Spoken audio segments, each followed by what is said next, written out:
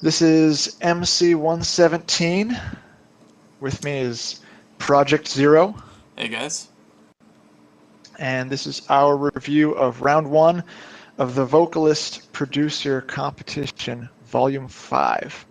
This is, I guess, greatest hits year. Popular challenges from years past.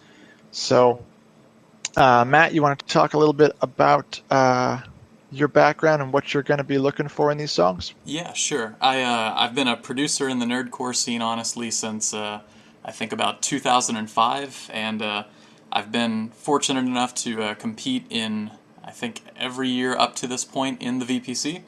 Starting off with the first year where you and I competed together under the name Ironic Commando, which was a good time. Then after that, I've been able to work with Zilla Persona, Whitey Cracker. I've been able to do some remixes for guys like Schaefer the Dark Lord and others. And you've been rapping for just about as long, it sounds like, so...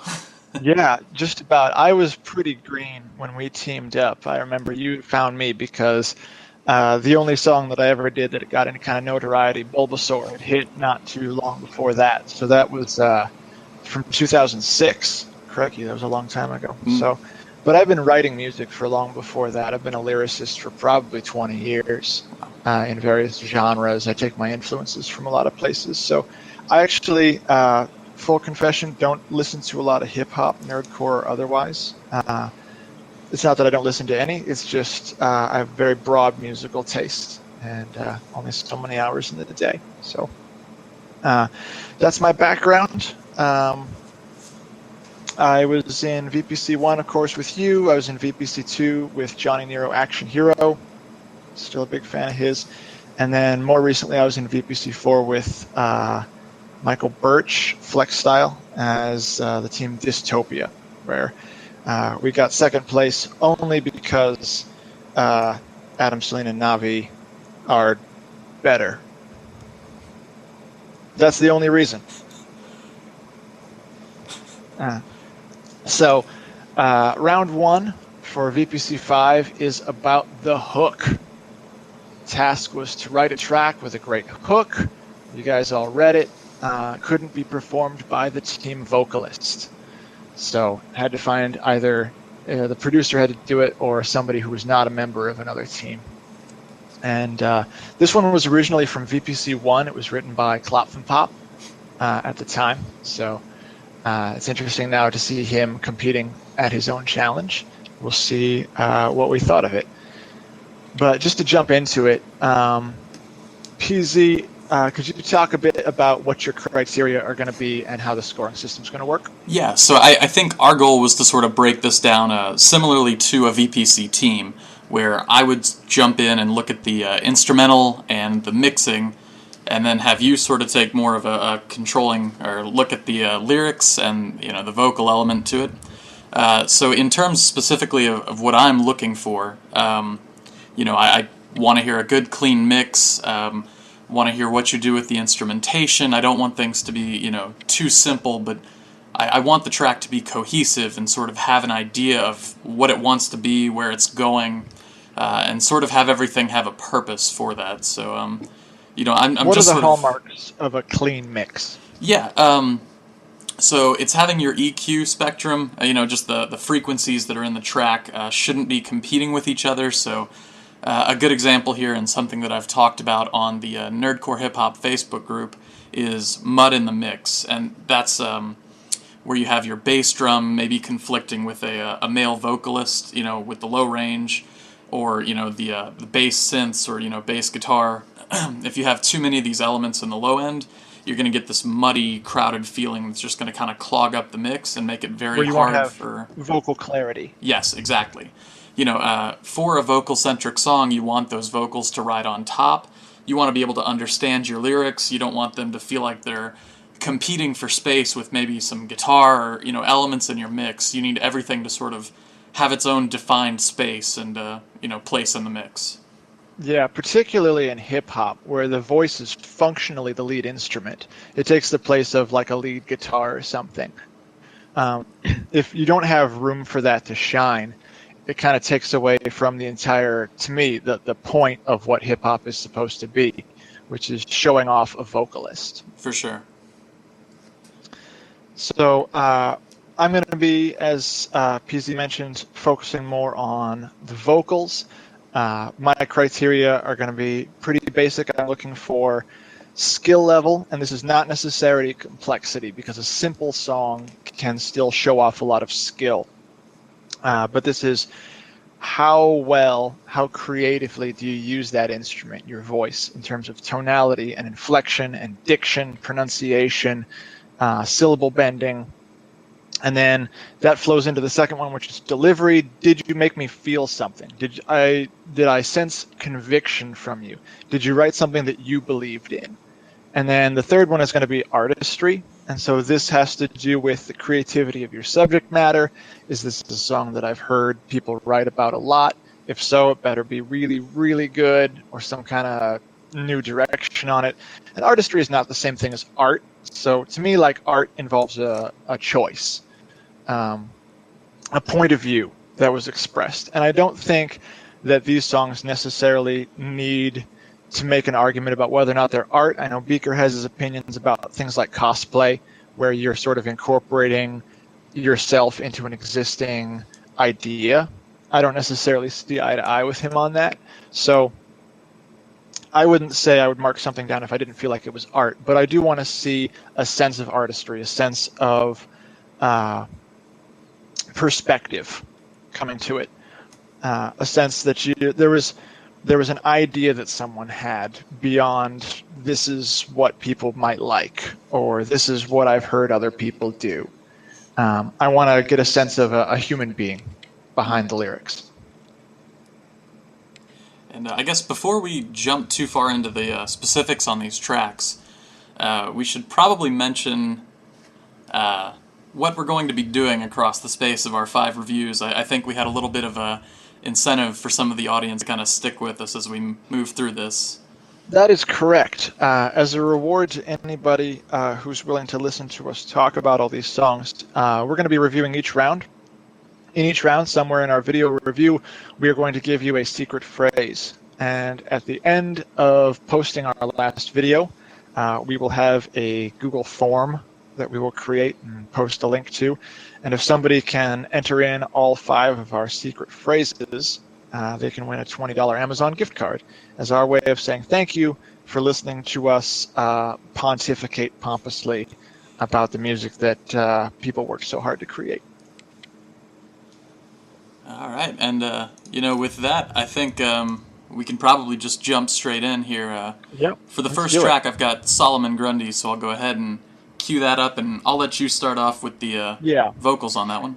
So I like the team name. I think it's good. I like the song name. I think it plays off the team concept. I immediately got a sense of what these guys wanted to be doing throughout the competition. I really appreciated that. And then I started listening to the song. I cannot understand pretty much a word that this rapper is saying. Maybe it's really good. It sounds like it's pretty dope rapping in a language that I don't speak. There was a pretty clean stylistic change up to 6/8 time signature, but if I can't make anything out, it's just very difficult to get into it. Chorus, also unintelligible. And then I looked at the lyrics later on, and of course, I don't think the hook's even posted the lyrics yet, so I couldn't even read what it said. Yeah. But yeah, if I can't understand it, I mean, it's so distorted. And someone made a comment like this could have been done really fast, and then artificially slowed down to get that low sound instead of pitch shifted, which I think is what happened, or run through some kind of filter. Maybe that would have been more intelligible. But stylistically, this also didn't have to be done first person. This could be done in third person about the character of Solomon Grundy, who's a Batman villain, some zombie. It didn't have to go in a direction that basically makes it impenetrable and accessible to the listener. On top of that, I was listening to it along with the lyrics to kind of understand. Some of the writing in it is actually pretty good. There's some good lyrics in there. There's some nice tight lines. But then, especially into verse 2, there's several words that are mispronounced. I'm not sure. Some of them are to make a rhyme, like he references shabby chic decker. The word is decor. So, but he does that to rhyme with vector. So the vector, I think, would rhyme with that. And there's a line before that says, instead of polish, he pronounces it, you're nothing but Polish. That's a nationality. It's a people group from Poland. So that's kind of a pet peeve of mine. I remember in the last VPC there was a track about James Bond where they talked about the Aston Martin car that he drives, and they mispronounced that. It's just, I don't know. But like, if it was a really, really dope song, I feel like you could kind of get away with it. It's like, oh, we did it on purpose. But when it's already struggling under the weight of its own production, it just really crushes it for me. Sure. Jumping in sort of on the mix and the beat on this, you know, I'm going to mirror, I think, a lot of what you've already said, which is the over-processing on these vocals really kills this track. Like you said, there were a lot of, you know, inventive or actually kind of really interesting things about this track.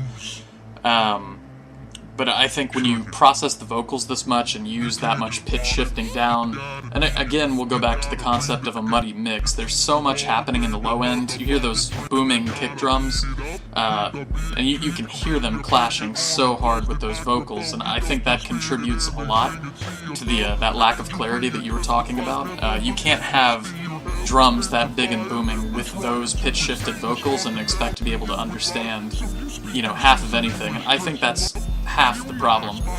Well, I mean, yeah, even without those drums, oh, I agree. The pitch shift would have torpedoed it. Yeah, agreed. You know, and behind that though, there's still like a very functional hip-hop beat underneath this. Unfortunately, I don't think there's anything terribly, you know, too exciting, innovative, or, you know, it's very basic synths, but nothing is poorly mixed in the beat itself. The sound of it was all right. Yeah, absolutely. I was thinking, you know, if you'd had somebody picture it for a second, if this were maybe a Dr. Awkward track or something where, you know, another rapper had a chance to kind of take a shot at this beat, I think there's absolutely a chance they could really make this shine. But definitely. You know, but the beat itself doesn't, I think, do much to carry the rappers in this case either. Like, it's very bare bones, functional kind of beat. I mean, it's hard to know, right? Like, because if he hadn't been pitch shifted, this might have been really good, but we'll never know. Well, but, I'm interested to hear them in the next round, because maybe he's a great rapper and I just can't tell. Sure. And that's a very fair, you know, criticism, but in terms of the beat itself, like, I don't think there was enough to sort of make up for what was done with the vocals on this track in particular. And so I'm kind of putting it in the middle of the pack for where I saw this, and that it was very functional. I didn't really have much to detract from the beat itself, but there were pretty glaring mixing issues, and at the same time there wasn't much that, you know, was very standout or kind of grab your attention about that beat either. So yeah, and I don't know which of these two team members the decision was made to do this to the vocals. Like, when I was working with you, sometimes I would have an idea and I'd pitch it to you, or sometimes you'd have an idea and kind of go with it. So it's hard to say, like, who made that call. Yeah. I think it's clear that it was the wrong call, at least to us. Yeah. But like I said, I'll be interested to hear what they do next round, to actually hear what the vocalist's voice sounds like. Sure. And I guess with that, we can kind of jump over to the Truth Hurts by Clutch City Chaos here. Yeah, why don't you kick us off on this one? Yeah, sure. And so there's kind of a recurring theme this round with the use of horns in a lot of the tracks. I think I should have counted, but I think we're looking at 4 or 5 out of the 17 this round had a pretty prominent use of horns, and this was the first of them.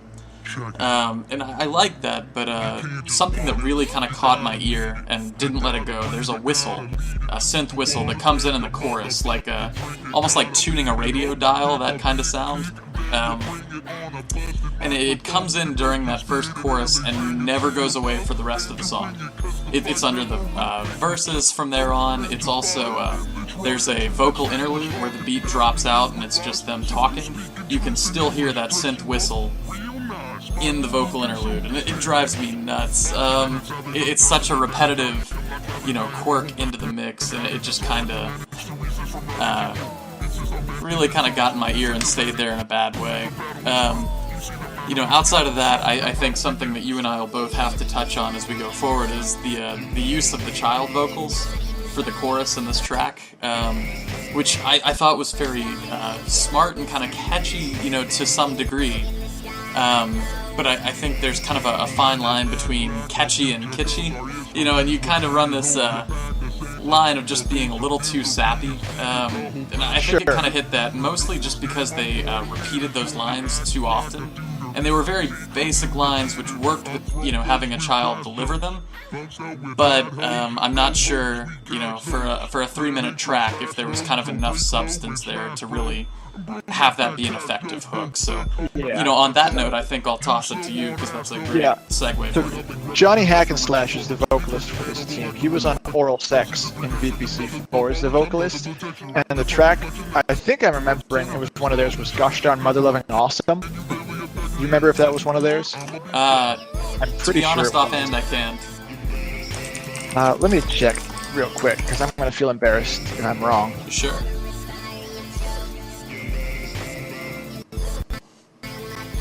Now, that was a song that I did like. Yep, that was one of theirs. But when you said the line between catchy and kitschy, that's immediately what I thought of, was that track where the gag is that it's a lot of swear words that have been replaced with like really happy sounding euphemisms. Mm-hmm. Like fudge, with like a really kind of jovial delivery. And that was another track that it made me bob my head from the beginning. This one made me smile from the beginning. The writing is good on this song. The rapping is good. But it rides off of like a gimmick. Mm-hmm. And I agree that I think using a kid for the hook, I thought that was clever. The problem is you have the hook and then it repeats. And the hook itself is a set of basically 4 repeating strophic bars. Sure. So you're basically going to have that 8 times, that same sound on your ear. And so by the end of the first repetition, in the first segment of hook, my ear is already tired of it. And we do it 2-3 more times in the song. And by the end, it's just, it doesn't work for me. So I think if they had done it just once, or if they had done it just once and then had someone else do the repeat, I think that would have worked, because it wouldn't have worn out its welcome. Songs sort of referencing the VPC have been done a lot. It's a sort of a song style that I've heard a lot of times, even from the beginning, from VPC1. But like I said before, the execution is actually good here. The lines are good, bars are strong. There's a great Last of Us reference, and then like a callback to it in the next line. I really appreciated that. It's clever writing. Interesting to note, the first 2 songs that are listed in the playlist both have Dexter Morgan references. Yep. So maybe want to dig a little deeper for your serial killer bars. Just an observation. The other thing stylistically about this track is that it's bookended. So it has kind of a spoken word section at the beginning, and then it has sort of a metered outro, but they don't match each other. So the bookend at the beginning is, I'm going to give you some information. This is basically like a prepare to be schooled by this amazing team. And then the bookend at the end is this supervillain thing. And to me, conceptually, this song would have been stronger if those bookends had matched. If it had been some kind of lead up to villainy on the beginning, and then you end with supervillain, or if you have your, prepare to be schooled intro, and then you somehow are able to tie that all together at the outro. Because otherwise, like, this is something that Big Trouble in Little China does, where you begin it with this bookend of, we're in a lawyer's office explaining some stuff, and then we end it with this, like, truck CB radio scene, and there's just no continuity. Don't get me wrong, it's a great movie, but it just leaves you going, what? Wait, didn't I? What? So I will say that I still remembered the hook from this one after a few days, so it did get into the head. Yeah. But in a way that I wasn't necessarily a fan of. Yeah, I can definitely agree with that it kind of wore out its welcome and just kind of grated a little bit too much there.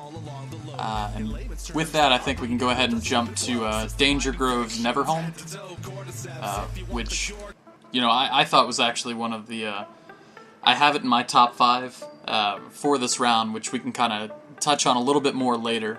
But kind of jumping in, I think the first thing that'll catch your ear as you start the track up is there's a taiko, or sort of an ethnic string instrument, at the very beginning, and it mixes into the drums as they come in perfectly. I listened to this in my car a number of times, and the mix was so fantastic, up to the point where Jesse's vocals come in, and I think Jesse's vocals are actually buried in this mix a little more than they ought to be.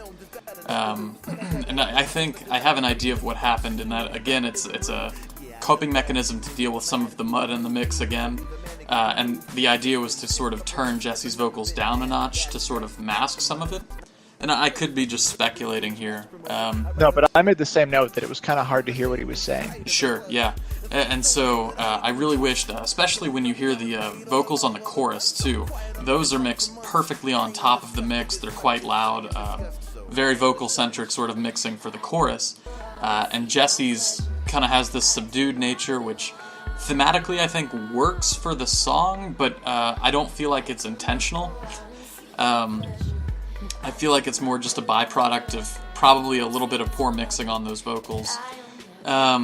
You know, another issue that I took with the track itself is that this is a 5-minute long song, right? And I didn't feel like there was enough sort of evolution or progression as we sort of moved through the song, in terms of the instrumental specifically.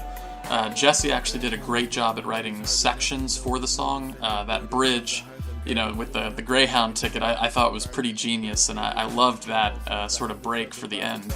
But the instrumental itself doesn't really evolve any as the song goes on. There wasn't, you know, there's a bit of scratching towards the end, but I think the track would have been so much better with just maybe another element or two kind of towards the end to sort of fill out that song just a little bit more. It would kind of bloom into something a little bit more grandiose at the end, which I think you need to do if you're going to write a 5-minute long song. Yeah, you have to take us somewhere. Yeah, you've got to build into something, and Jesse did it. I feel like the track itself, the instrumental, didn't, and that was kind of an issue that I took with it. And I can let you kind of elaborate more on the vocals for that one. So this was actually my highest rated overall track of the whole round. I loved this song. I thought it was great. It starts with a 6/8 beat, but over a really, like a 6/8 vocal section over a really stripped down beat, which kind of allows you. So anytime, and this is something that I'll mention later, like anytime you're gonna start a song out of the opening gate, going at a fast clip, you've got to have a way to get your listener's brain into gear to follow along with you, or you're gonna have listeners kind of miss the first half line to maybe more, depending on how jarring it is. And this song did a really good job of bringing me with it. I felt when the verse started, I was there with it, and I liked that it wasn't just a traditional 4/4. Had really deft rhythmic mix-ups with the writing style. And then we get to the hook. Loved the hook. Great emotive delivery. Excellent choice, whoever that was. Awesome job. This track reminded me stylistically of Mad About You from VPC Round 3, which is a song I really liked. Just in that sense of, I want to say like emotional ambivalence. Like kind of there's a conflicted feeling in this song that I liked. So I liked the writing was really clever. There's a line, I'd rather throw a fight than a punch. which is just like lyrically, that's such a concise concept that carries so much weight. I am disgusted as much as I am disgust. That's so good. That's so good. I mean, it just makes me feel good to hear it. It's like, I wish I'd thought of that. You know, I would have put that in a song. I did want to clear a vocal mix throughout the song. Like you said, it just sounded muddy. When the writing is that good, you got to show it off. You got to really just make it shine. The only thing I would have liked to hear a bit more of is a little more personality from the vocals, which doesn't mean a specific emotion necessarily, but I wanted to hear something more. The subject matter was emotional. It was intense. Sure. Everybody metabolizes that in their own way, but I wanted to be drawn into it, and instead it was kind of a standoffish song that held me out. Like, I want to be drawn into a space where I can feel standoffish with you and not just be kind of held at arm's length by the track, because that's what's going to make me go back over and over again to go on that, like we were talking about, just a journey. Yeah. You know, this song's about kind of just a place in your life. Like, it's a song topic that's been done a lot, and so what's going to make it unique is being able to feel it through your eyes. So in terms of inflection, tonality, you could have been rapping about anything, and I wanted you to be rapping about this. But despite that, absolutely one of my favorite tracks of the whole round. Sure. And with that, we'll go to another one of the longer tracks of this round, which is Drive Me Out of My Mind by Dappersaurus. I've got the Jesus Take the Wheel mix. So Dappersaurus is back again from VPC4. Sure. Dappersaurus was one of my favorite team names. The Hillbilly beat I actually like for 15, maybe as many as 20 seconds. The problem was it, and I think you might talk about this more, it didn't do anything throughout the course of the song. It was like a 4-second loop that just like, all right, and instrumental's done. You know, like, it gets repetitive, and it just kind of grinds you down like a millstone while you're trying to get into it. The chorus, I couldn't really discern a lot of the words. I felt there just wasn't clarity there in terms of somewhere between inflection and production. And that's kind of the focus of the challenge. Is supposed to be like a hook that sticks with me. I can't remember what it sounded like now. It's been a day since I listened to it, and it's just not there. The energy was really good. The synth breakdown really didn't seem like it fit with the rest of what was going on. Laundromat is pronounced laundrymat, which isn't a word. I'm not sure if that was intentional or not, but again, this is the thing I mentioned before. But it just, the whole song comes across as like this stream of consciousness, where it's just a whole lot of the phrases and imagery that aren't connected to each other in any kind of clear through line. So it doesn't give my brain anything to attach to. So people naturally remember stories. This is a very human thing. And it doesn't mean that your track has to be a story, but it should take some elements from a story. It should have some kind of emotional through line. So when somebody thinks back, they can say, oh yeah, the song was about this. And this song didn't feel like it was about anything. So, like, it's hard for me to recall anything other than, you know, the beat intro. Sure. And, you know, it had some energy, and there's a mispronounced word, and apparently there was a froggy moth baby. Now, PZ, can you expound more about the froggy moth baby? Yeah, so first and foremost, if you are listening to this, you may want to write down the phrase froggy moth baby, because that is our phrase of the week. I think it was probably the line that stuck out the most to maybe both of us this week, so write possibly that one down. In the whole competition. Yeah, well, we've still got another 4 rounds, so we'll find out on that one. But writers, take that as a challenge. If anybody can beat Froggy Moth Baby, we'll have a very interesting phrase to win this gift card. I don't know what a froggy moth baby is. I googled it, yeah, and that didn't return any results. Yeah, I didn't catch the reference myself, but it's a great line. It sticks with you. For a hook challenge, I'll take it. Sticks with you like a froggy moth baby. On that note, jumping in, I was listening to your thoughts and review on this and kind of chuckling the entire time. We actually have very different opinions on this track, and I'll go ahead and say this. This may be my favorite instrumental on the entire round. Wow. And that's a bold statement, and I get that, right? Because there are very big flaws with this beat, not the least of which you pointed out about that sample. But in terms of tracks or instrumentals this round that had their own identity, or sort of built a feeling, or actually did something, sort of thematically that sort of gripped me, this was the top one, I think. And there are major problems with this track. I'm not trying to say that it's perfect or the best instrumental by far, but I actually remember this beat more so than any other beat in the round, and that means something to me. That's fair. To sort of jump in a little further, what you found grating about that sample, I actually want to point that the drum mixing on this is done extremely well, and the use of drums to actually accentuate each of the different sections of this song was done incredibly well. The clapping on the chorus, for instance, sticks with me incredibly well. The use of fills in the drums is done pretty well.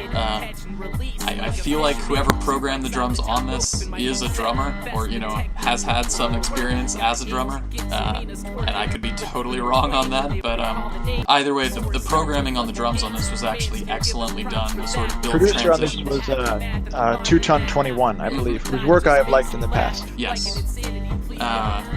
That aside, everything that you said or criticized about this was very valid, and there are pretty significant mixing issues in the beat. I feel like there's an overuse of compression that sort of makes things feel a little hot in the mix, or a little too over-compressed is really the major issue here. Over repetition on the sample on that guitar. Just sort of looking over some of my notes here. There were issues. I actually liked the synth breakdown, or sort of that just breakaway into something I wasn't really expecting. A lot of the things, I guess you and I have different feelings, but I see this as flawed but very spirited in terms of the instrumental side of it. So I was a fan more so than not. But that's great. That's why we have our different, perspectives. I really appreciate that counterpoint. Yeah, and worth noting as well is that prior to recording this, we haven't really seen or heard each other's reviews of this, so that is correct. I have no idea where you stand on things, and you don't really know where I'm standing on a lot of these elements as well. So correct. It's a good sort of a perspective opportunity, I think. Looking forward here. We can go ahead and jump to Willy by Dayton B and Obviously, and I'll let you take that one because I don't want too much to do with it. Yeah. So I really liked the old-timey piano with the same old-timey recording effect. I thought that was cool. I thought when I heard that, I was like, oh, that's creative. I doubt any other team this round did something like that. And that's the kind of thing that I remember. That's about the only thing I liked about this song. I couldn't tell what the writer was trying to accomplish with these lyrics.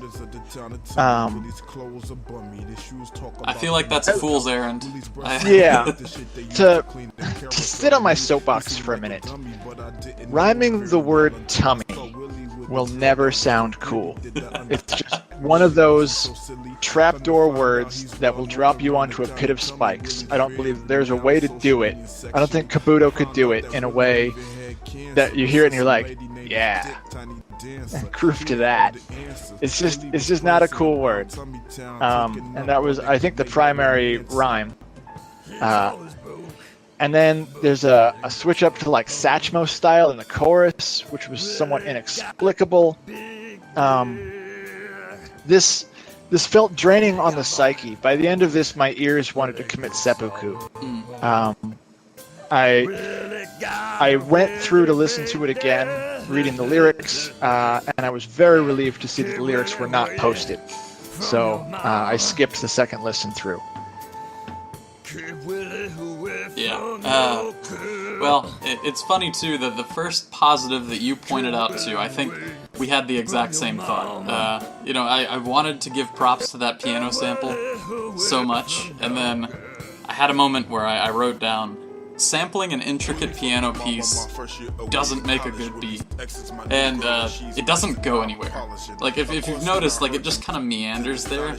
Someone just kind of found a jazzy piano piece and cut a patch of it, and I feel like it doesn't really have any kind of progression on its own, and they just put some really basic trap horns on the verses and threw in some really basic drums and called it a day. And like, you want to give credit because there's that intricate piano, right? But I feel like in terms of the person who actually made this beat, they didn't do much.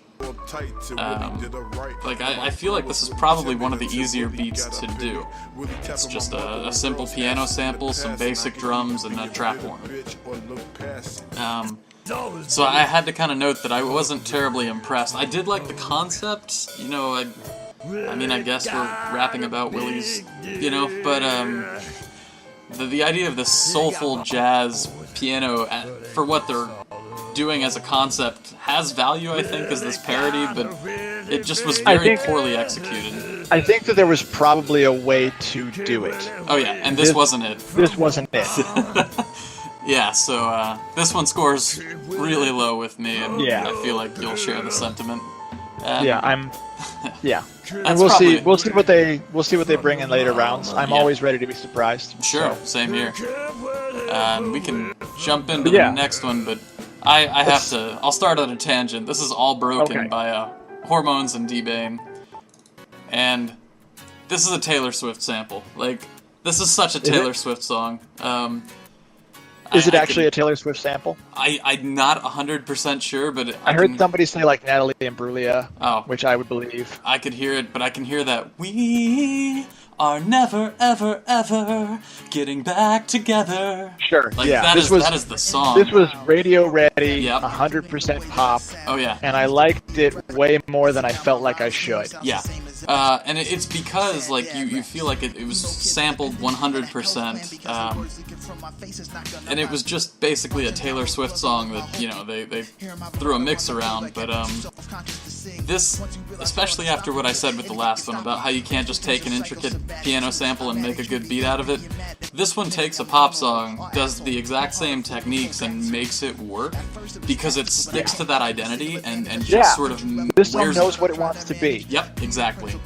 I'm just looking over my notes here. Yeah, I was saying, you know, it's a Taylor Swift song, but I love it for that. In terms of, there's some of the earlier Childish Gambino mixtapes where he would sample Adele songs or things like that, and listening to it, I was like, this would be perfectly at home on one of those Childish Gambino mixtapes kind of thing, which I think is what Moans wanted to go for, immediately offhand.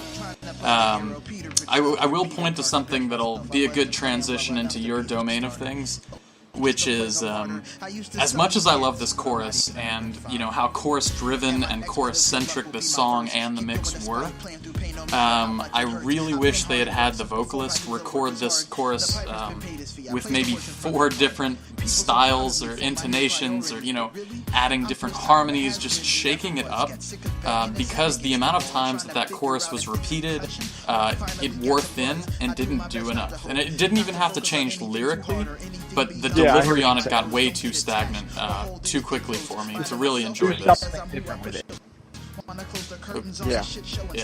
So yeah, I loved this song. This is probably my favorite thing I've ever heard from Moans, actually.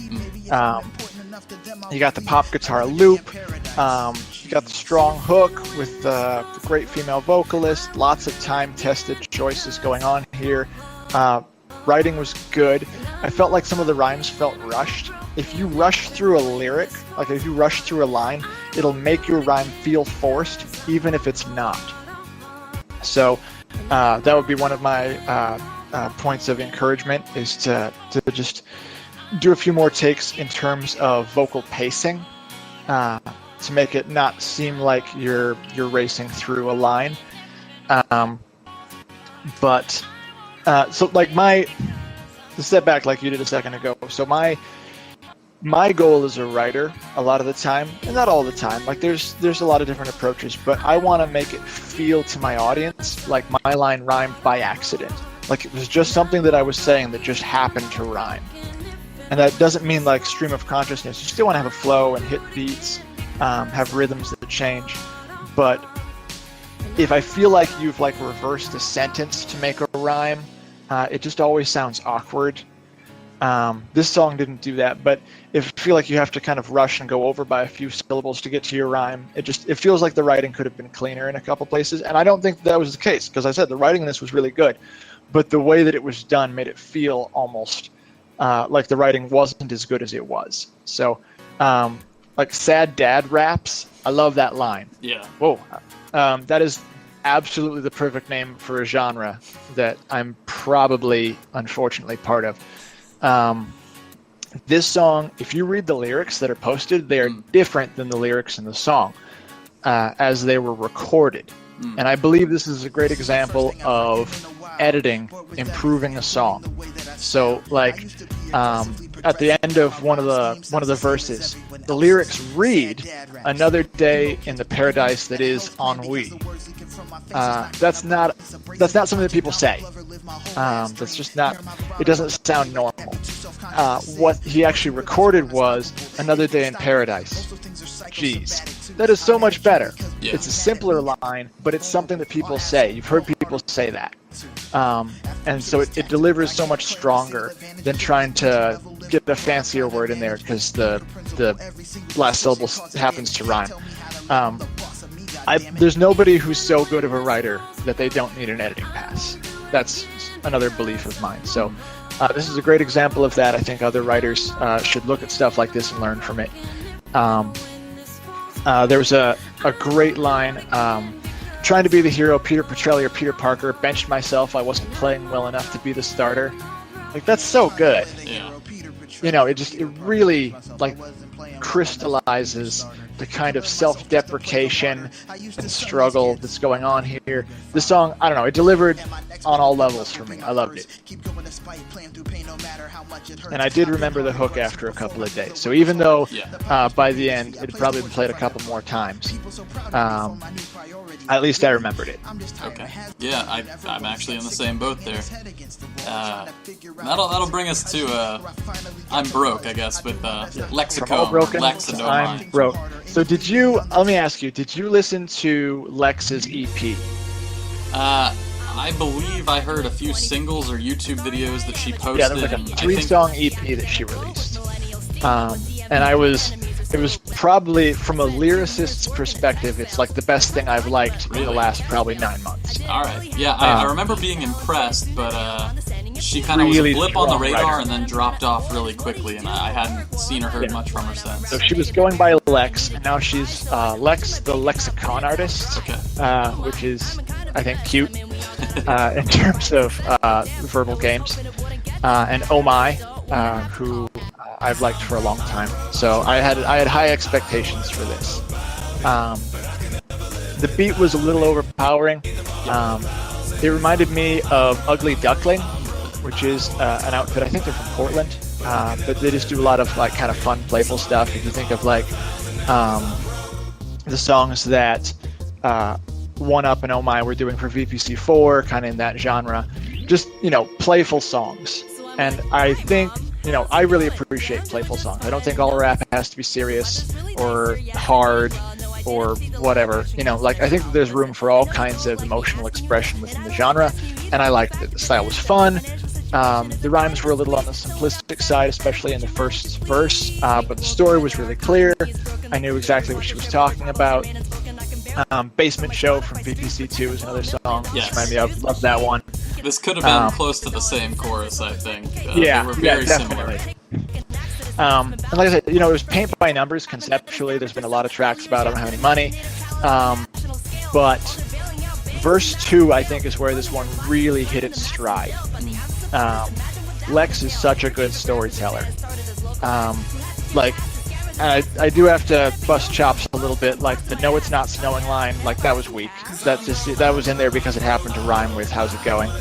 I felt like that could have used another edit. But as soon as the speed kicks in. Like, this song just burns with heat, where you take a phone call to your mom and she's about to ask for money, and instead she goes on this like Marxist rant for like 12 bars. Yeah.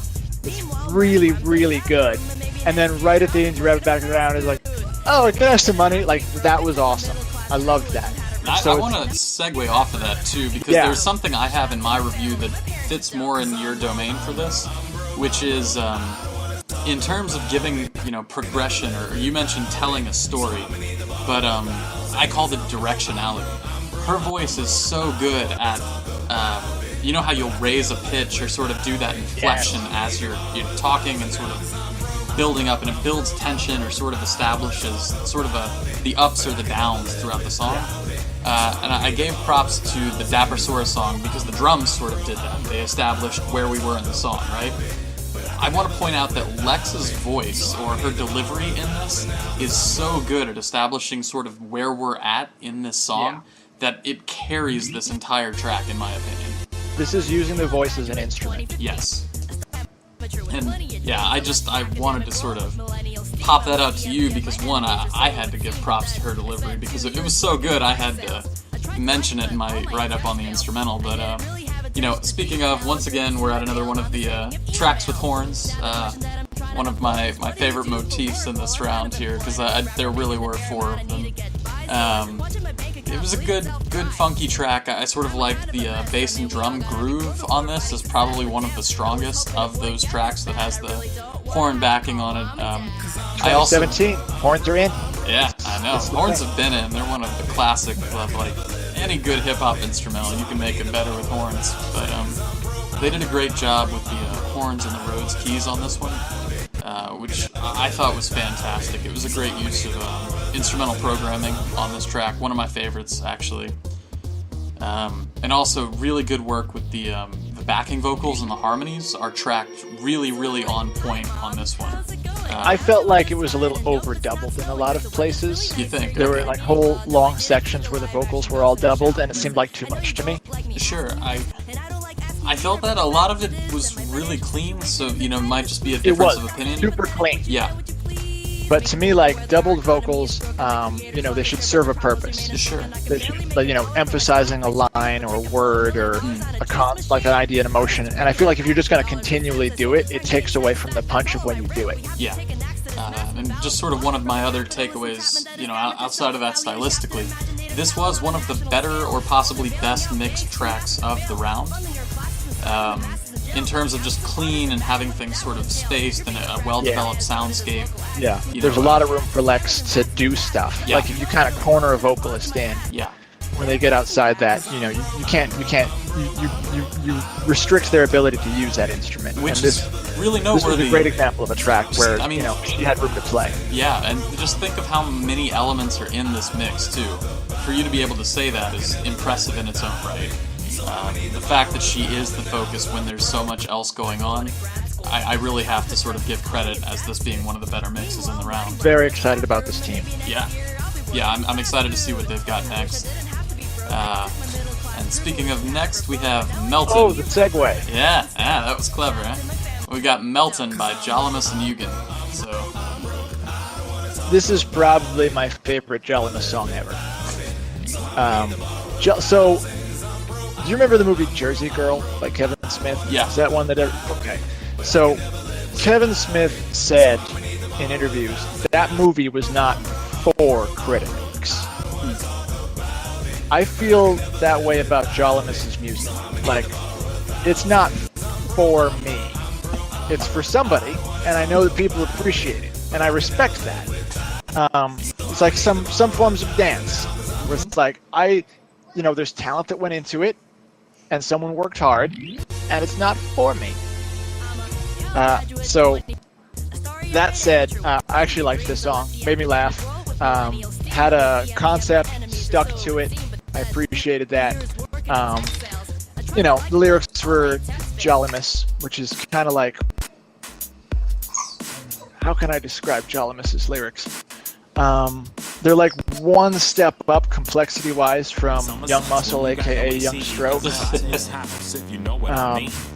the beat seemed a little mismatched to the song. It was like this Halloween slasher beat, but like for like a summertime song. Fox were doubled all over the place, which didn't work so well for me. But it didn't overstay its welcome. Like I said, the concept was tight. I remembered the hook, liked it, nodding my head. Overall, I thought this was a good entry.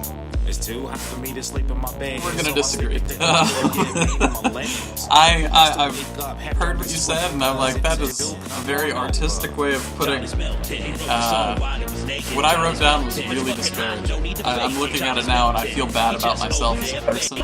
I did not like this instrumental at all, and you nailed it with the Halloween slasher vibe. No, the instrumental I wasn't into at all. Yeah, but just from a vocalist perspective, I was into it. Sure, and maybe that's super fair, but from what I was listening into, I tear it apart. Yeah, I have it. It sounds like I have some awful things here written down. I was saying it. The synths in the song sound like they were all rejected presets, or that somebody just opened up a synth for the first time and used the default and called it a day.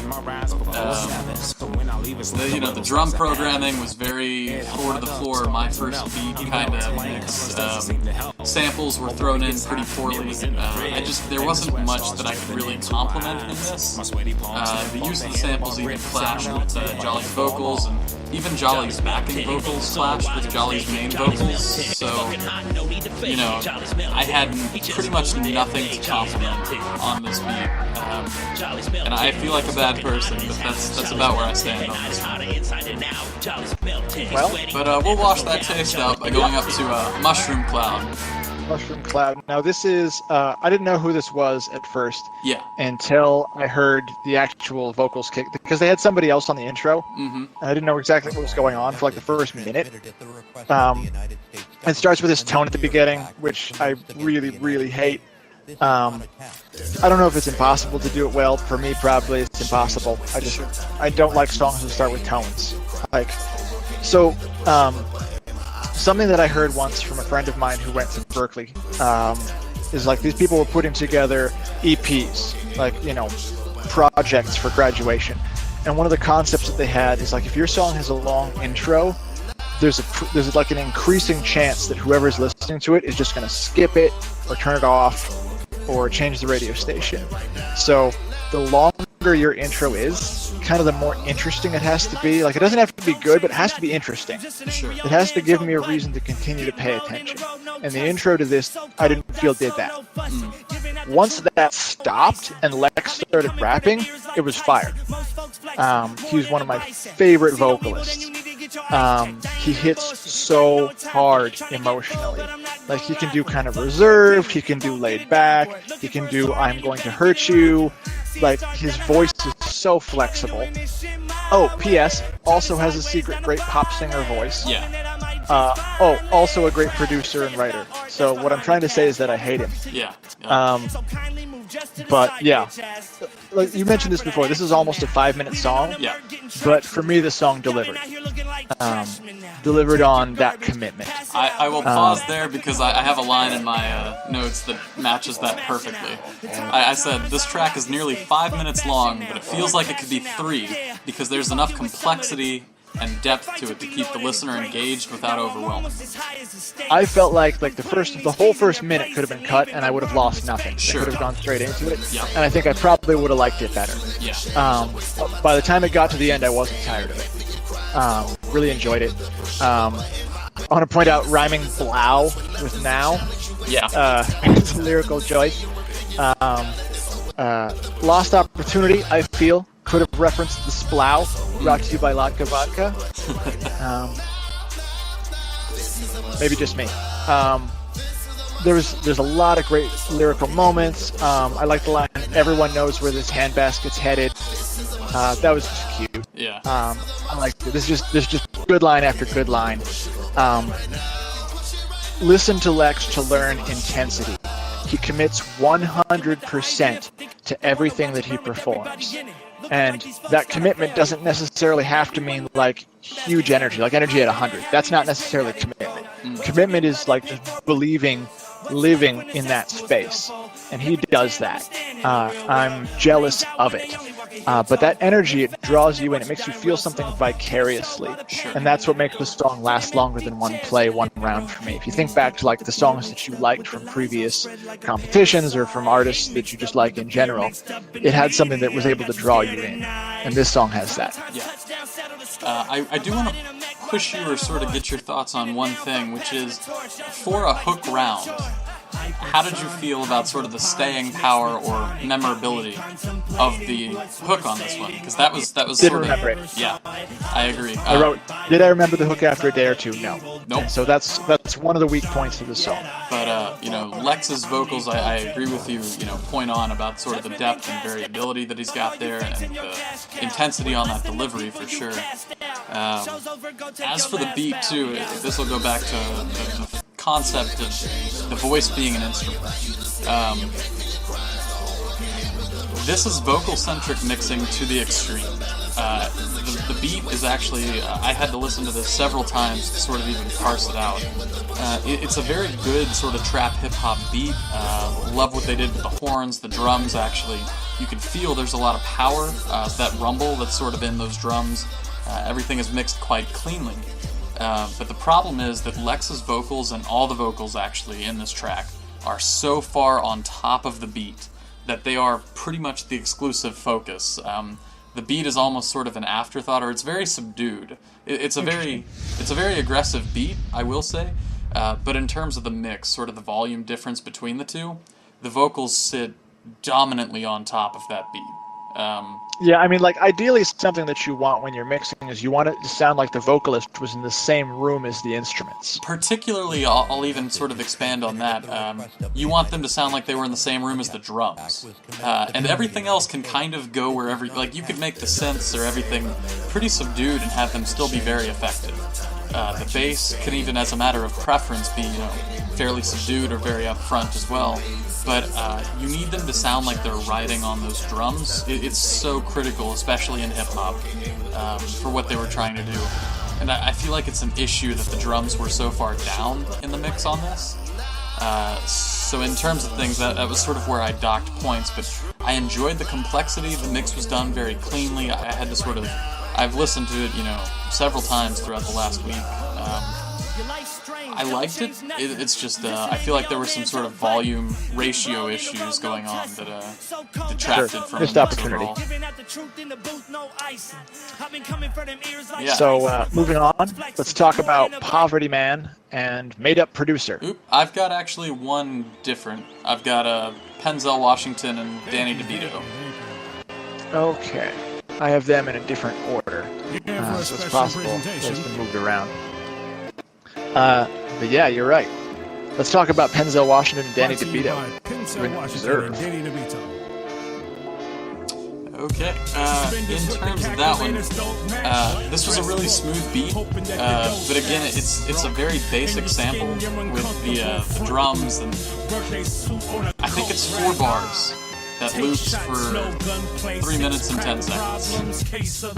And it cuts in at times. You know, it cuts out and it sort of leaves space to do like almost like a break to kind of come into the bridge or, you know, come into the verse, that kind of thing. But it's the same 4 bars for the entire song, pretty much. And I thought it was hard, and you'll have things to say to this. It's hard to write a beat like that for 3 minutes and keep it interesting. You know, even Lex, you know, with all of her directionality, I don't know if she could really carry something like this that didn't have a direction of its own on a beat. It would take work. You could do it for sure, but this That's track interesting because I don't know if you know who the producer on this was. Do you? No, I have no idea. It was Bill Beats. Oh, really? Yeah. So I'm shocked to hear that. Yeah, it didn't feel like the track went anywhere. You know, there's no melodic evolution, there's no evolution in the sound, and it feels like it's just a chopped sample, and it's the same sample sort of played throughout the song. It's mixed quite cleanly. But that was sort of all the notes that I had, was I wished it did more. Yeah, I mean, the beat had me nodding my head from the starting gun. It's like, yeah. And there were some choices that I liked in this song. So something that you want to go for as a writer is to give your listener like a vocal moment, some word or phrase that is delivered in such a way that it is memorable. And a great example is from this song where they go, "Taste of the Mondays," like that's gold. That's the kind of thing that's going to stay with a listener later on, where I'm going to say, "Oh yeah, that song, I want to go hear it again because I like that line." So that was really good. The hook didn't sound like it was quite in tune. And conceptually, like, I've heard this kind of song done a lot. Like, and being someone who doesn't listen to a lot of nerdcore, like if I've heard it a lot, I'm guessing it's probably really, really been done a lot. Like, I've heard this song probably done 3 or 4 times just by Death Star. Yeah. Right? Like, where it's this laid-back groove, and we're talking about nerd stuff, but maybe not quite like the same kind of nerd, like, you know, like a different kind of nerd. Like, it's very well-trod ground. Yeah. So if you're going to tell me that you're a different kind of nerd, like, okay, how are you different? And I listen to the hook, and it's like, well, I like to smoke weed. Like, oh, that's certainly not like nerds that I know. Wait, that's every nerd that I know. You will find this is a weed-friendly community, and in fact, a few songs later, we will get into a song by the Go Hamurai. But I'm getting ahead of myself. So it's like, one of the lines was talking about, you watch Big Bang, I watch Power on Stars. I don't know anyone who watches Big Bang Theory. Like, Big Bang Theory is blackface for nerds. Like, it's not something that actual nerds that I know ever enjoy. So I was looking through the lyrics and I was like, what are the things that justify this statement? That, you know, you're a nerd, but you're different. You know, which kind of implies, you know, a certain, the way that it's delivered implies a certain status, and it just wasn't there. Like, the lyrics didn't back up the claim. So the whole song came across like a diss to a straw man. Did I remember the hook after a couple of days? I did. And while I wasn't a huge fan of it, it was memorable. So they did accomplish that. Fair enough. And I guess we'll leave it at that and jump on to the PovertyMan track with the fantastic made-up producer. So PovertyMan is blessed, and I'm not sure if this producer, like, I don't know if this is a legitimate entry or not. I have no way of knowing if PM just did this himself. He is blessed with this voice. It's like if Busta Rhymes was made entirely of milk chocolate. Like, that's the PovertyMan voice. I have been privileged to have him as a guest on a couple of my tracks. I've really appreciated it. He just makes everything sound good. So I'm really glad that he's in this VPC. I like the drum-heavy beat, light on instruments, highlights his musicality. Level up, he's mentioned himself as a phrase, like, that's been done so much. That may be like the most used concept in all of nerdcore music. And so I was just in the middle of writing a note like, this is so, and then the song ended. I was like, oh, all right. The song I'm is actually 90 okay with seconds that. long. Yeah. It was like, I don't know if this was like done at 11:30 p.m. on the last day, and they just had time for like a verse and a half.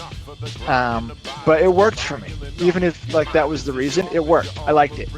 No lyrics posted, which kind of indicates that, you know, maybe this was a last-minute job, but I thought it was good. Did I remember the hook? Yes, it did.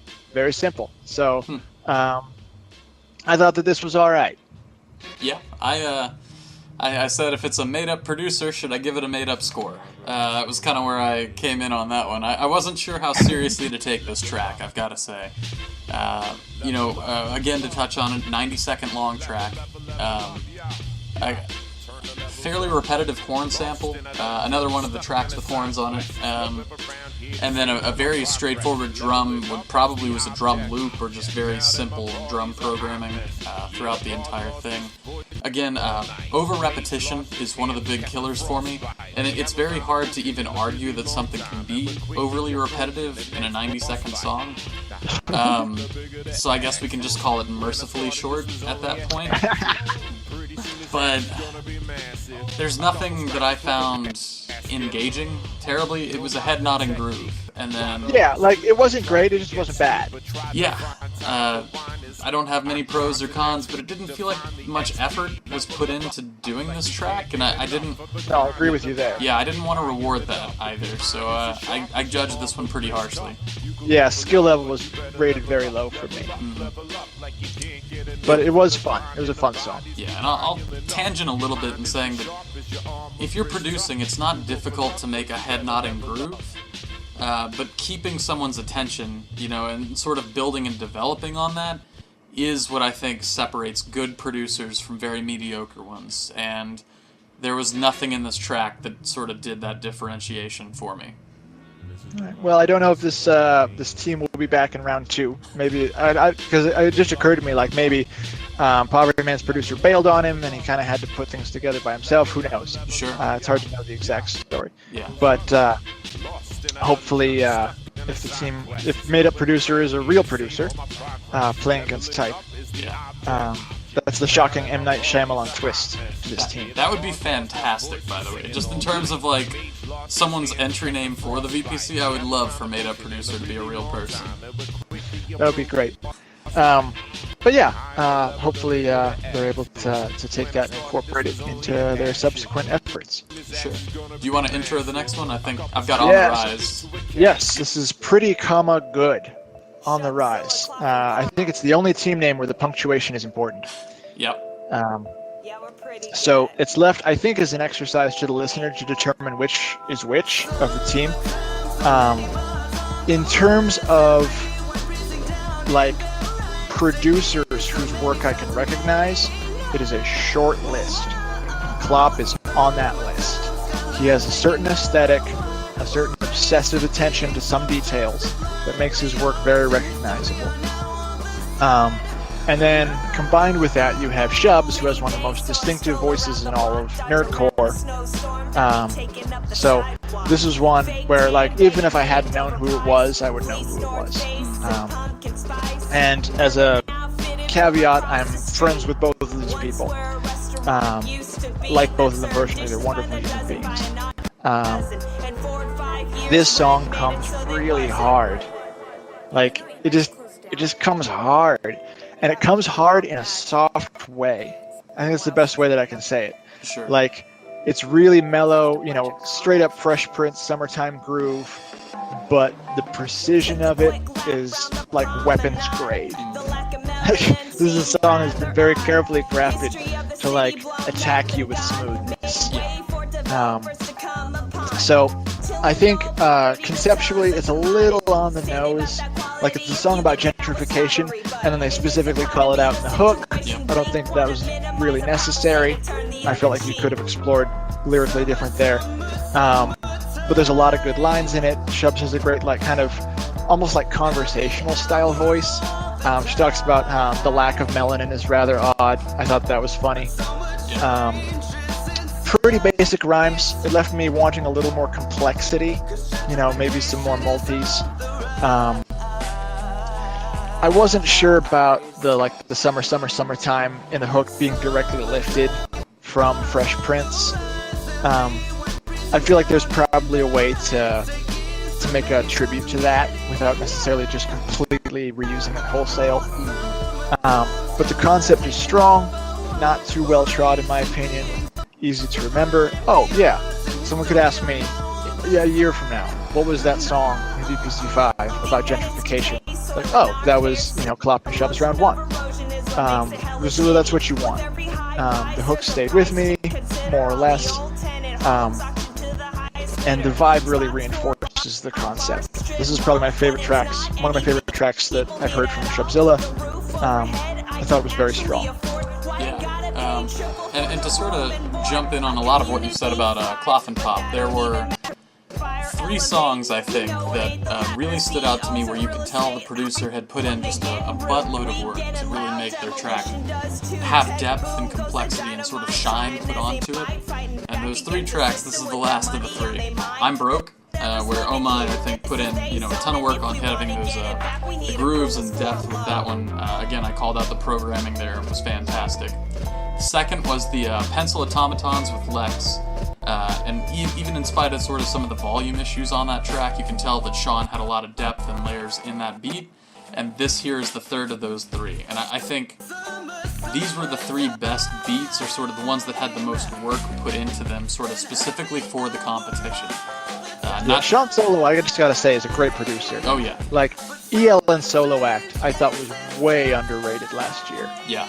Like, I thought he was doing such clever stuff with the beats. And yeah, I want to point out pretty much everything good about mixing is in those three, where you have things in the low end, things that are in the medium, things in the high end. Everything's very well balanced. Vocals ride very prominently in all three of these. Here's what I'll say about Klopf and Pop's mixing. If you listen to this, my ear is not trained, but I can't tell which of those instruments he played himself and which he sampled. And I wanted to point this out too, because you mentioned Klopf and Pop, sort of a sound that you can tell that it's something he's produced, and I think he does a lot to sort of emulate an analog warmth into a lot of there's a very vinyl sound to everything he does, pretty much. It's very distinctively his. It's organic. Yes. And it's that just good analog sort of sound, and it lends itself to hip-hop incredibly well. And I made a note to sort of point that out, and it's something that Klopf does very well. But yeah, I have nothing but sort of good things to say about this track. I couldn't find a single negative thing to say about the mixing itself. My questions were sort of how well this track grabbed me, or sort of how much I wanted to sort of listen to it again, and there wasn't a lot to hook me in as much as some of the other songs. Like, I found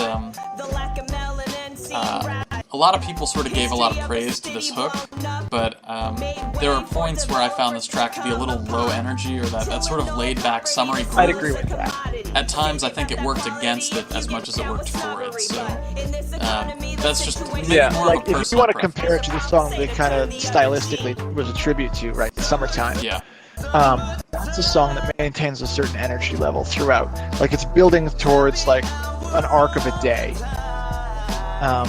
And is able to continue to draw you along the storyline. And that's something that I felt like this song kind of lacked. Yeah. It was a little too laid back. We'll move into The Past Wants to Talk then, which... Right, so Yeah. this is RACROWNN, which is rhyme artist and Ben Nix. I know very little from either of these guys. I think at least one of them, maybe both of them, weren't they? I think this was a team from VPC4 that did at least a few rounds, I think, Yes, right? I recognize both of these names. To be I think honest they were with like you, RACROWNN in VPC4. I was going to say, I'm not entirely sure they've worked together in the past. They may have. RACROWNN is a name that I recognize. Okay. Lyrically, I want to say this one sounded rushed. And I felt like it was on purpose, but it is possible to do fast without rushed. And it's a matter of inflection and tonality and kind of pacing within the word. This way sounded like you're racing the beat to get to the end of the line. The beat also totally overpowered the vocalist. Yes. Like, if I can hear the compressor algorithms, that's not good.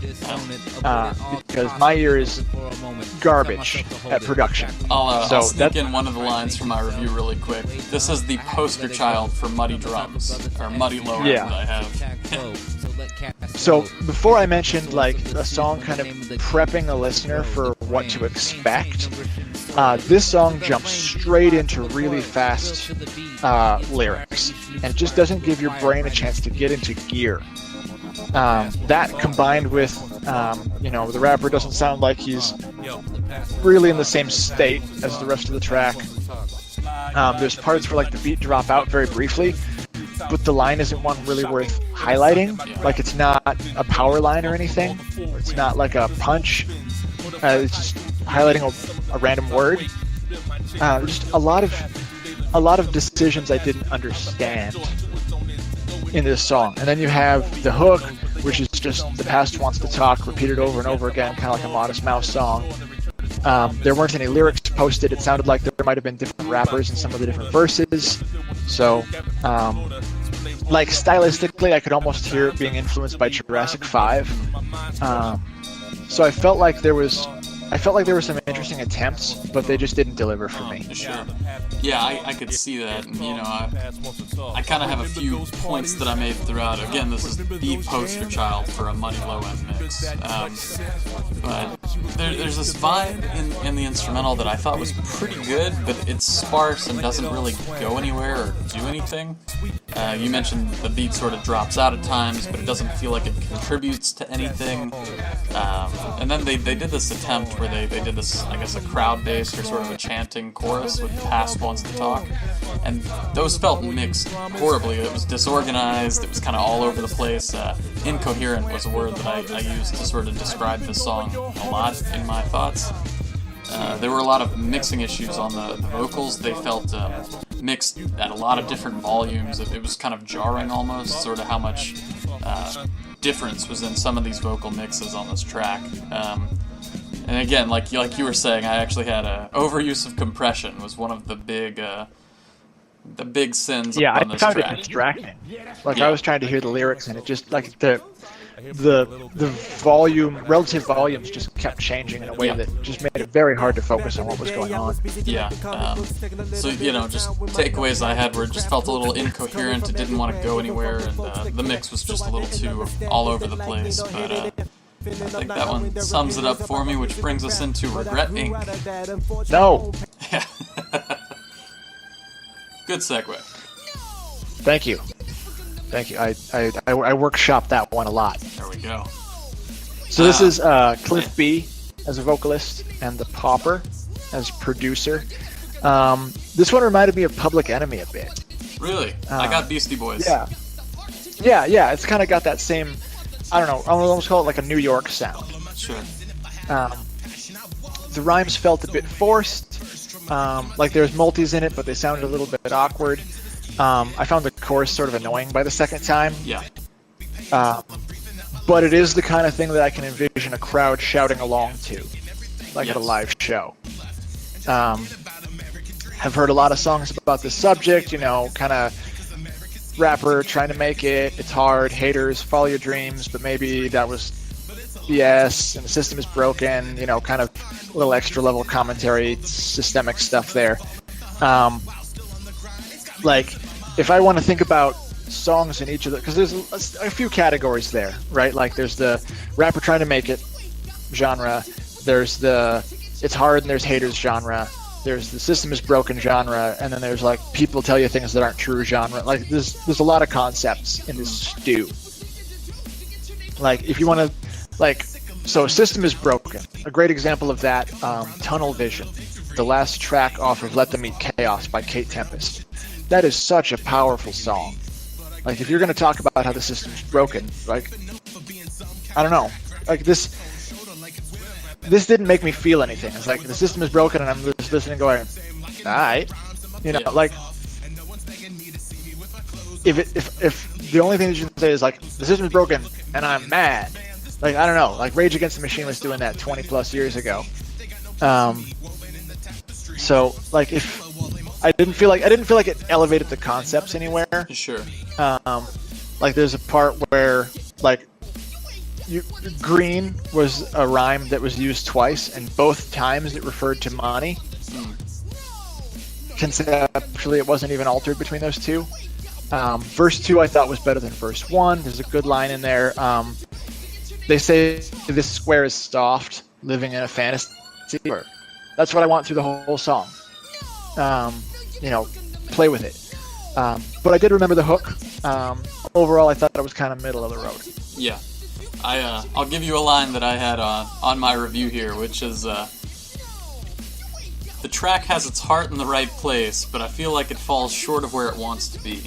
Yeah, like, it couldn't execute on, like, what it was trying to do.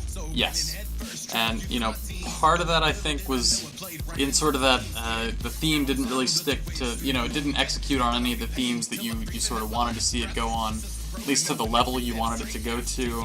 It hit the vibe. Like, the vibe of this track is exactly what you kind of this could have been a great track. You know what I mean? Like, Yeah. it had all the elements in place Yeah, to do it. absolutely. It spread itself too thin conceptually. Yeah.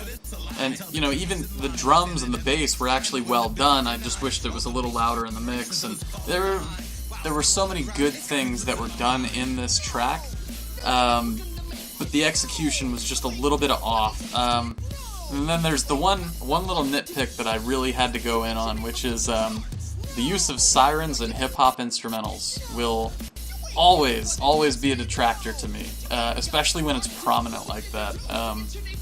I kind of have to dock, you know, points Like there. if you're Chuck D, you can get away with it. You know. Yeah. But yeah, no, I agree with you. Like any sort of kind of, this is the same thing I had with like that tone at the beginning of Lex's song, Lex Lingo's song. Yep. Like anything in that high range just really kind of pierces my brain like a railroad spike. Sure. Well, not even It's that. like- Yeah. The use of sirens specifically, especially because I listen to these a lot when I'm driving. Oh no. Yeah. No, yeah. it's not good. I'm like, so you get double jeopardy on that one, because not only is it, you know, it's a harsh sound, but I remember I had a friend who he was watching The Matrix, the first one.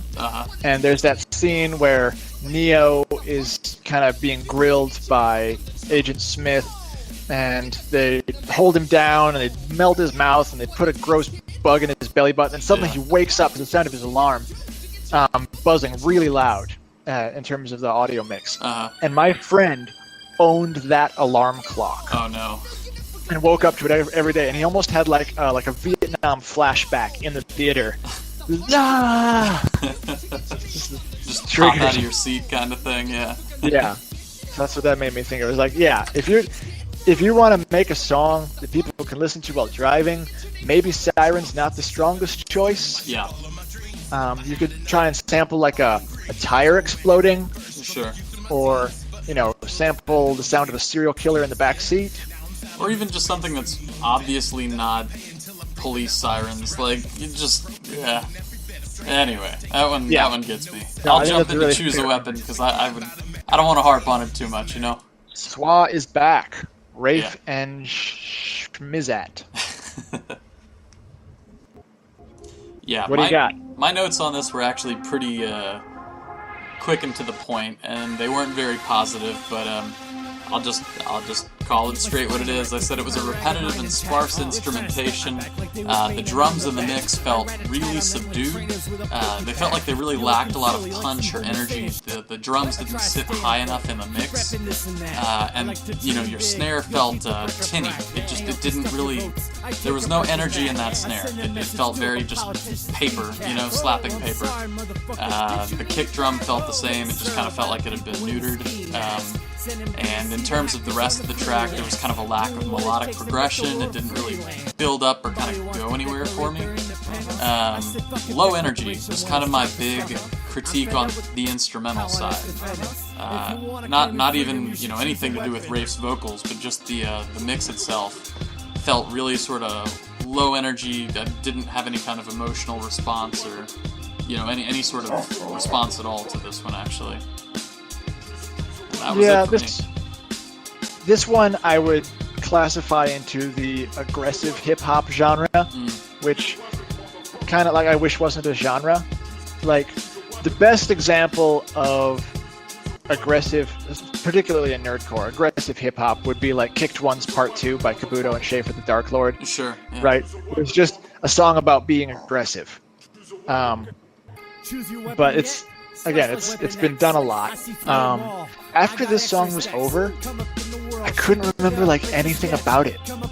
Yeah. You know, it just slid right off. Yeah, and maybe that's sort of what I'm getting at with no emotional response or no no effect on It me. didn't give me anything to latch onto. There was no line that was delivered in such a way that afterwards I was like, yeah, that line. It just wasn't there. You know, I read through the lyrics. There's just a lot of kind of references to things, video games and comic books, and but even after reading lyrics, like I still didn't really know what the song's about. I don't think it's about anything except for like being aggressive. Yeah. The hook is forgettable. Like, if you're hooked there's nothing wrong with a hook that is mostly instrumental and or sample. But if it's not like a chorus, like that sample or just musical hook should get lodged in the brain. Yeah. Like it should be impossible to remove. And this wasn't. Like it didn't. The hook and the sample, I couldn't tell you what they were for the chorus now after not listening to this for a couple of days. Yeah. No, I agree. I couldn't whistle it for you. So, yeah, like it wasn't. Again, like it wasn't bad. It just wasn't anything. Yeah. We'll jump on to Sailor Moon Cigarillo then. So this is a song that is very easy to remember. Oh yes. Yeah, like conceptually, this is a song that is easy to remember. Yeah. Like if somebody says like, what are some of the songs that people did in round one? Yep. This is one that I will remember. For sure. From what I understand, and I went and read some other people's reviews, and I don't think there's anything wrong with that, because it's like, okay, I get my take on it, and then see what other people hear. Maybe I missed something. Maybe there was something that I didn't hear. So the jury was out for a while on which of two themes this was about. And I believe the current consensus is that this song is about smoking a joint. So I think that's likely. Yeah. And while it's not exactly like I've heard one or two songs about that before, I am glad that this team is back. I want to say, straight out, I liked the Go Hamurai and VPC4, and I'm glad that they're back. I think they have a very unique sound, and I think they have good chemistry. Yeah. The vibe is super laid back. I think they absolutely nailed the emotional vibe they were going for with this. Just crushed it. To create a sonic space to take you into an emotional space. It's a good example of a simple style done with conviction. Yeah. A couple of my critiques of it, though. So, like, the verses ended with, if you don't feel me, then just... Yeah. Then just. Uh-huh. Yeah, like, there's nothing there. Like, they didn't tell me what to just. Like, I didn't know. It was left unclear if, like, I was supposed to hear something in the hook that was to resolve that, or if that was the end of the thought. Like, I don't know. That didn't work for me. And then the other thing, verse 3 didn't work at all for me. Like the freestyle, this song could have been a minute to a minute and a half shorter, and I think I would have liked it more. And that's something worth kind of picking on a little more. This is another one of the tracks that hits that 5-minute range. At 4:53 is what I'm seeing. And this is one that goes for 5 minutes and feels like it goes for 6. It does. You're absolutely right. It just keeps going. Yeah. And I can actually, jumping into sort of my side of things, I agree with you. Samples, you created a very dreamy soundscape. And I thought that worked perfectly for sort of the vibe and, the theme of what they were going for here. I really, really liked it, but unfortunately it didn't really grow or expand or go anywhere, and it just kind of meandered there. And as much as I like Ishida and like the concept that he's going with here, is it Ishida or is it Ishwanda? Oh god, I'm just gonna go with Ishida, but we'll see what the consensus is on that one. But I felt like it didn't do enough to be worth 5 minutes of time. Yeah, absolutely agree. I liked the concept. I just wish, give me a radio edit of this, and I would probably have ranked it significantly higher. It just kind of ran on past its time. Yeah. For sure. Just kind of looking back over my notes here. I do wish the vocals were mixed in a little louder, particularly Ishida, as he feels a little quieter, sort of subdued into the beat, which, again, thematically works very well for what they're trying to do. But I wish there was just a little hair of extra clarity, the mix was just a hair better.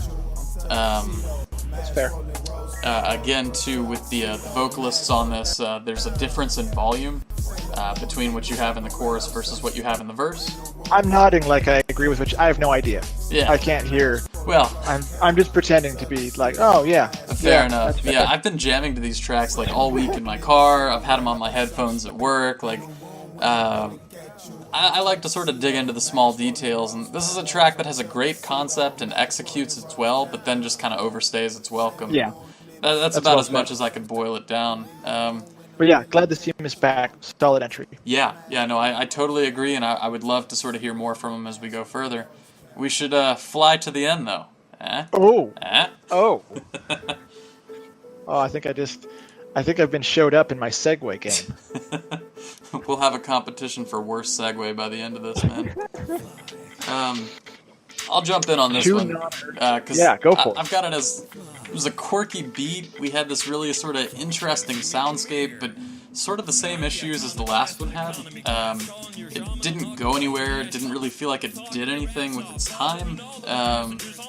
The drums felt a little subdued in that mix. The high-end snare kind of punched through a little too prominently, and that snare became really grating for me as the mix went on.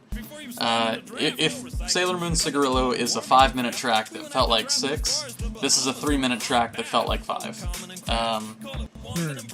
I wasn't really feeling the chorus. I have to say it's memorable, but probably one of my least favorite in the entire round. I was a little harsh on this one. I didn't have too much to say outside of that. I wish they'd done more sort of with the mix. It was a little cleaner, and sort of did a little more, and that's all I've got for this one. So, I really liked the chorus on this song, because I performed it. That's actually me. All right. So, Vincent posted that whoever was guesting for him bailed. Okay. I don't know for whatever reason fell through. So at the 11th hour, he needed a vocalist for the chorus. Sure. And I volunteered, and so that Saturday I recorded and I sent him a few takes. And I didn't have anything except for the chorus lyrics, the beat, and they were both weird. Yeah. So I gave him 3 very different stylistic takes. Okay. Sent them to the producer, and this is the one that the producer chose. And so I respect, like, everything that I do. It's not going to suit everyone's taste. Sure. But it makes me smile. I actually like this song. Every VPC, there's 1 or 2 really out there songs. Yeah. Like from VPC4, I remember actually another one that Vincent was on. Cats, Candy, and Chaos from round 5, their posse track. Yeah. Like that's kind of what this reminded me of in a way. Yeah. So Vincent is actually one of my favorite lyricists, like of any lyricist. His writing is so good. Yeah. First of all, and I think most people know, English is not his first language. Huh. I actually didn't know that. He's fluent in Swedish. If I remember correctly. So he has learned English and learned it better than I would say the majority of writers in nerdcore. Fair enough, yeah. His multis are so effortless. Like, I love his writing. I like the weird sound to his voice. Kind of reminds me a little bit of like Front-A-Lot. It's just very distinctive to me, and I dig it. And like, he writes about strange things, and he kind of goes off on lyrical excursions like rabbit trails, and I love it. That's what I really like. Yeah. And it's kind of like indulgent for me, and I appreciate that not everyone's going to be into it. Sure. But it's just ear candy for me. Yeah. So I really liked this one. The complexity dominates the round. Sure. It just always sounds like he just tripped into a rhyme. And the song is just so weird. I liked it a lot. Yeah, I have to ask too if you did that one. Have you heard "Fly" by Mega Ran? I've heard a lot of Mega Ran. I don't think I've heard Fly. Okay, so it has like so close to the same chorus. I didn't think it was intentional, but I cracked up sort of when I heard it. I'll have to link it to you. Yeah, definitely. I'll give it a listen. I think you'll laugh a bit when you hear sort of how similar to the 2 choruses are. Yeah, I mean, a chorus like this where you're going to have someone say a word and then a line, and the same word and a line, like, that's been done a lot. Yeah. I don't know. So I'm not surprised that it's pretty similar out there. There too, the other thing is a lot of the verses felt like they weren't... I was going to say, like, the chorus of this it reminded me, honestly, of, like, the theme song to Mad TV. Yeah. Right? It's just it's conceptually it's a common technique. What were you gonna say? Sure. I'm actually already blanking out. No, I kind of wish that the the track had a bit more of that like directionality to it. Yeah, it doesn't really go anywhere. Yeah, that was kind of an issue that I had especially for a track called Fly. The irony isn't lost on me. I think the idea is like you're sitting next to the world's worst passenger, Yeah. and then like he stakes out the airport to like make sure he sits next to you on the way back too. So But the lyrics weren't posted, so I just had to kind of Yeah. glean that from listening to it a couple of times. Sure. So I'm going to surprise you with one other little challenge, and I'll let you kind of pull up your score sheet and everything as you do this. But even without that, what were your 5 favorites? Not even talking about score necessarily. What are the 5 that stuck with you the most, or just kind of had the most impact or imprint on you when you were done with the round? Right, so the 5 that I like the best, and I want to say, I don't know if we're actually going to end up posting the scores on this. I'm gonna YouTube actually or link to it or what, but yeah, I'm gonna show our scores at the end here, right after this. But I just wanted to kind of talk about personal favorites for this here. Yeah, I just wanted to say, as someone who's a noted curmudgeon, my scores are really low. Like, there's no song, even the ones that I liked, there's nothing that I scored here that was over a 4 out of 5. Just because I don't believe in the GameSpot scale of rating, where like an 85 is actually so-so. What is it, like the lift school, right? Where you have to have 4 or 5 stars to be considered okay. Yeah. Like, to me, like if you ever get a review from me on anything and I give you a 2.5, that means like out of 5, then yeah, it's alright. And I think that there's I don't want to say like an expectation of inflated scores, but it certainly happens a lot. So I wanted to preface that before we show the scores. I don't want people to get offended by the scores that I gave because they are low, just because that's the way that I give scores. But that being said, mea culpa out of the way. Never Home, DangerGrove. Yeah. So good. Really liked that song. That was the highest score I gave out of the whole round. Okay.